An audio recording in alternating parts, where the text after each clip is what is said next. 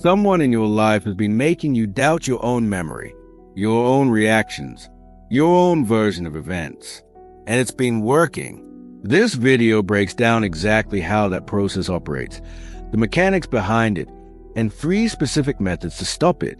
Each one is grounded in how the brain actually works under social pressure.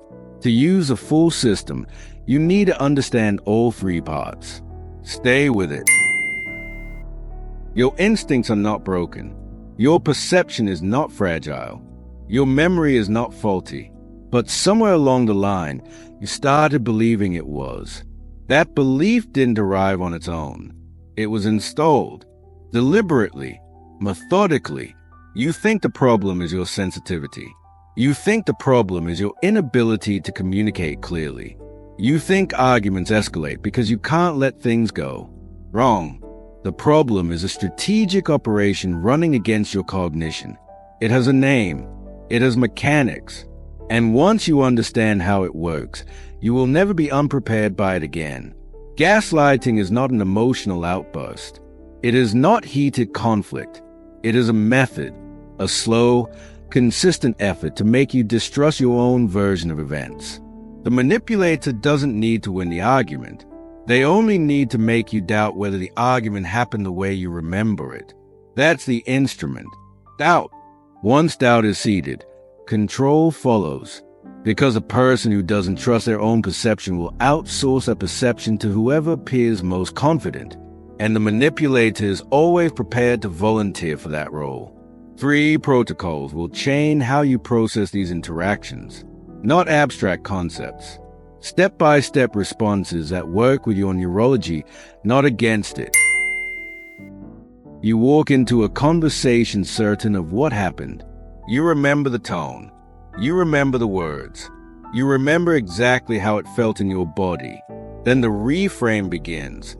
Suddenly, the version of events you experience is questioned, not challenged with evidence. Questioned is inherently suspect. The message isn't you're wrong. The message is your mind cannot be trusted. This is the memory challenge. It operates through 3 phases. Denial that the event occurred, minimization of its significance, and direct undermine on your capacity to recall it accurately. The phrase you're misremembering is not a correction.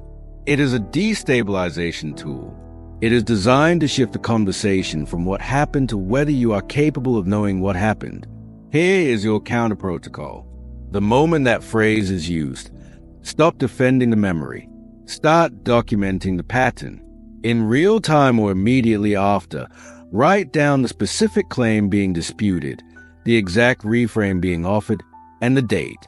Not for confrontation, for calibration. Your written record holds the facts outside your head, where verbal pressure cannot reach them. The biological mechanism, working memory, is reconstructive, not photographic. A confident, repeated counter-narrative can genuinely distort recall. Your documentation protocol bypasses this vulnerability entirely by externalizing the data before reconstruction can occur. The next law operates differently, more personal, harder to catch. You express a legitimate concern. Before the content of that concern is addressed, you are suddenly managing the other person's reaction to being confronted. The original issue disappears. You are now the aggressor. Your tone is a problem. Your delivery is a crisis. And somehow, by the end, you are the one offering reassurance. This is the emotional inversion tactic. It works by collapsing the distinction between the messenger and the message. If you can be made to feel guilty for raising concern, you will eventually stop raising concerns. The manipulator doesn't silence you with coercion. They use your own desire to be fair against you. Think about the last time you brought up something that hurt you and somehow left the conversation apologizing. Not because you were wrong, because the discomfort of being confronted got redirected back at you and you absorbed it. Your countermove is what strategists call a return to origin. When the emotional redirect begins, you do not follow it. You do not defend your tone. You do not absorb the new accusation. You state calmly and without escalation, "I want to come back to the original point." Then you return to it. every single time. The redirect only works if you take the exit ramp, refuse the exit, hold the frame. This works because emotional flooding, the neurological state of high-stress conflict, narrows cognitive focus to the most immediate threat. By refusing to be made into the threat, you coercion the original issue to remain the subject. This leads to the final protocol. You are no longer just doubting your memory.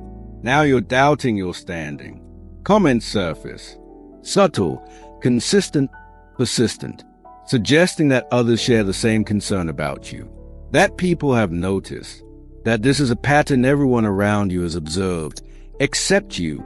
You are now isolated inside your own social reality, outvoted by witnesses who are never present and never named. This is a consensus siege. Its purpose is to transform a private manipulation into an apparent social verdict. The manipulator stops arguing with you and starts positioning you as someone who has already lost the argument with everyone else. Your protocol is a source demand, not aggressively, clinically. When a nameless consensus is invoked, you ask for specifics. Who, when, and in what context? Not because you expect an honest answer, because the inability to produce one ends the move. The siege only holds if you accept the invisible jury.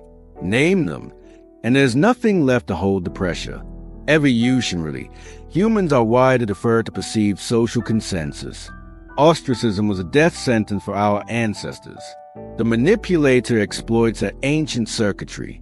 The source demand short-circuits the threat by forcing abstraction into specificity. A phantom consensus has no specifics to offer.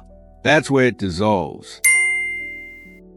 You came into this carrying a question about your own reliability. You leave with a working system. You now understand the memory siege and how documentation defeats reconstruction.